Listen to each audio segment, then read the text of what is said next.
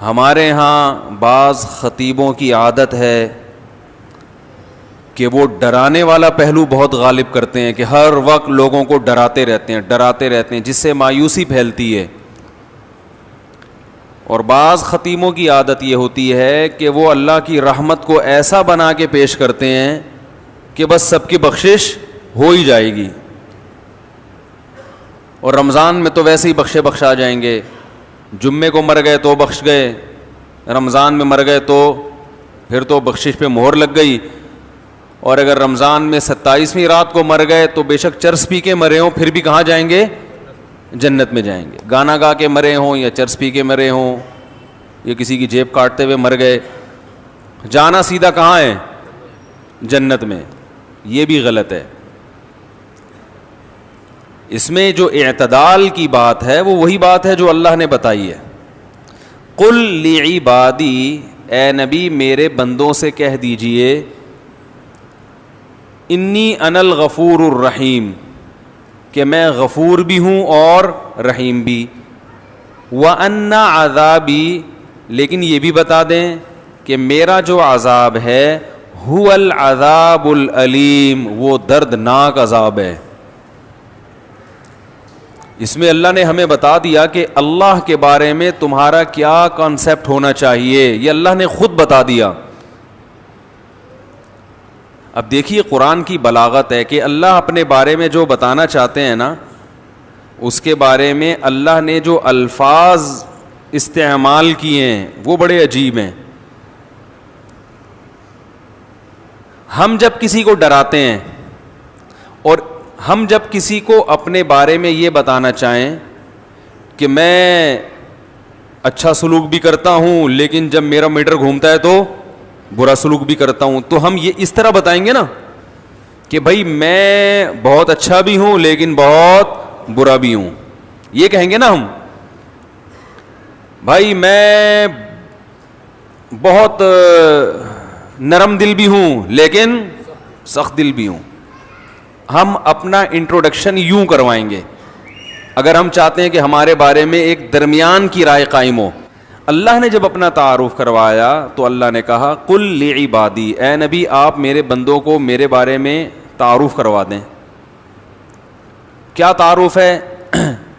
3 طریقے ہو سکتے تھے اپنے انٹروڈکشن کے، جو اللہ کی صفات ہیں ان کو بیان کرنے کے 3 طریقے ہو سکتے تھے. ایک طریقہ یہ ہو سکتا تھا کہ میں غفور الرحیم بھی ہوں اور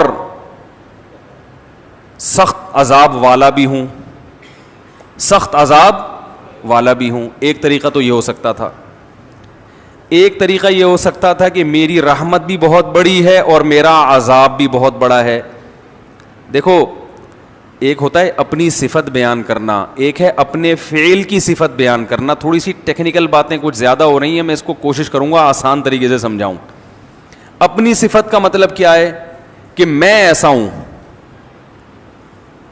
اور اپنے عمل کی صفت کا مطلب میرا عذاب ایسا ہے، میں جیسا مرضی ہوں چھوڑو اس کو، میرا عذاب کیا ہے؟ ایسا خطرناک. دوسرا رحمت کو یوں بھی بیان کیا جا سکتا ہے میں رحیم ہوں. اور ایک طریقہ یہ کہ اپنی صفت نہیں بلکہ میری رحمت ایسی ہے. بھائی نتیجہ تو دونوں کا ایک ہی نکلے گا نا، لیکن فرق کیا ہے؟ ایک میں اپنا تعارف کروایا جا رہا ہے، ایک میں اپنے فعل کا تعارف کروایا جا رہا ہے، اپنے عمل کا.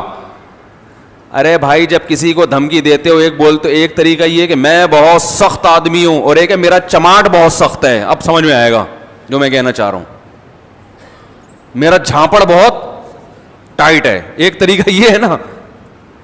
بھائی کوئی پیسے نہیں دے رہا آپ کے، 1 لاکھ روپے لے کے بھاگا ہوا دے نہیں رہا، آپ جاؤ گے اس کے گھر بیل بجاؤ گے، بھائی جان ذرا 25ویں دفعہ آپ کے گھر آ رہا ہوں ذرا باہر آئیے.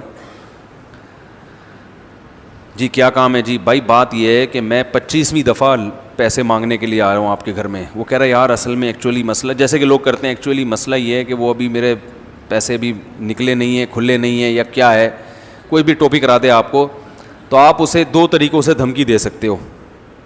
ایک تو یہ کہ تجھے پتہ نہیں ہے کہ میں کون ہوں, میں بہت سخت آدمی ہوں, اور ایک یہ کہ میرا چماٹ, بیٹا تو نے ابھی میرا جھانپڑ کھا کے دیکھا نہیں.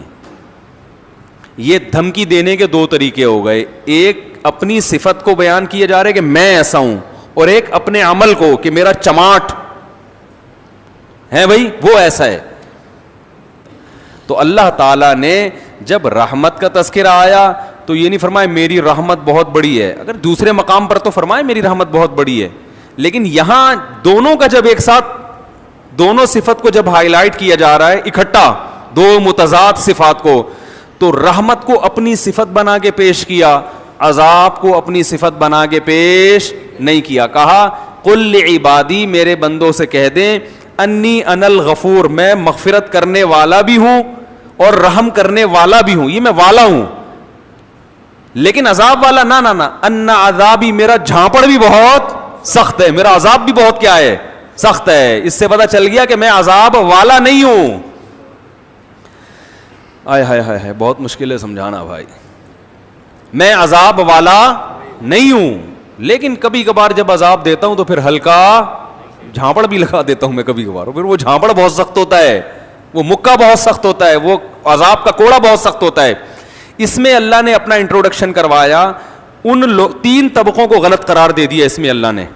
وہ طبقے جو ہر وقت اللہ کی رحمت ہی کو بیان کرتے ہیں اور لوگوں کو یعنی بے خوف کر دیتے ہیں کہ بس سب کی مغفرت ہونی ہے, رمضان میں مر گئے, چرس پی کے مر جاؤ, کچھ بھی کر کے مر جاؤ, یتیم کا مال کھا لو, بہنے کی وراثت دبا کے بیٹھے ہوئے ہو, حج پہ کر جاؤ گے سب معاف ہو جائے گا, اور جناب مہر کھا گئے, اور جناب وہ ابا سے بھی تمیز سے بات نہیں کر رہا, اماں سے بھی تمیز سے گانے بھی گا رہے ہیں, اور پتہ نہیں کیا کیا ہو رہا ہے. بس اللہ بڑا غفور رحیم ہے, یہ تسبیح پڑھ لو وہ تسبیح پڑھ لو اور اللہ تو معاف کر دے گا, سب کچھ معاف کر دے گا, بس حقوق العباد معاف نہیں کرے گا.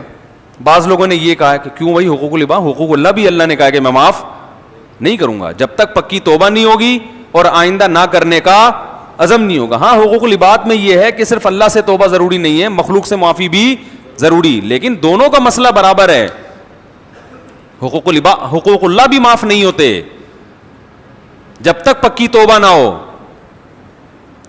تو ان لوگوں پر بھی رد ہے جو ہر وقت اللہ کی رحمت کو ہائی لائٹ کرتے رہتے ہیں اور ایسا اللہ کو بنا کے پیش کر دیتے ہیں کہ لوگ کہتے ہیں یار ڈرامے بھی دیکھو, فلمیں بھی دیکھو, خواتین پردہ بھی نہ کریں, مرد نظر کی حفاظت بھی نہ کرے, اور میرے بھائی سعودی بینک میں جاب بھی کرتے رہو, سود بھی کھاتے رہو, انشورنس بھی کروا کے رکھو کہ ابا مر گئے تو اتنے پیسے ملیں گے, صحیح ہے نا, نہیں مرے تو نہیں ملیں گے, اور وراثت بھی تقسیم نہیں کرو, حج واجب ہے آپ کے اوپر, فرض ہو چکا ہے, آپ بڑھاپے کے لیے اس کو ٹال رہے ہیں. آج حج کب ہوتا ہے؟ سارے کاموں سے فارغ ہو کر اب کرنے دھرنے کے لیے کوئی کام بچا ہی نہیں ہے, پیسے پڑے ہوئے ہیں, تو چلو اب حج کر کے آ جاؤ.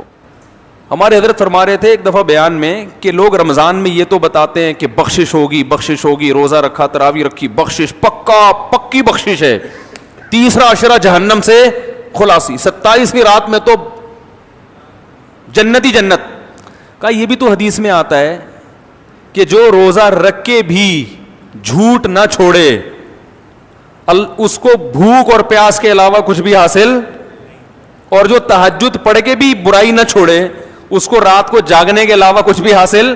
یہ بھی تو حدیثیں ہیں. تو ایک طرف اللہ کی رحمت میں اتنا غلو کرایا جاتا ہے کہ لوگ گناہوں پہ جری ہونے لگتے ہیں, یار سب حلال ہے, سب کرتے رہو, بس یہ کر لیں گے, یوں کر لیں گے, ایک مسجد کے ڈبے میں چندہ ڈال دیں گے 5 روپے, اور وائپر والے کو 5 روپے پکڑا دیں گے, شیشہ بھی صاف ہو جائے گا اور صدقہ بھی ہو جائے گا. عیدی سینٹر میں ایک بکرا دے دیں گے, اور یہ بھی جب دیتے ہیں جب اپنا کوئی مریض بیمار ہوتا ہے,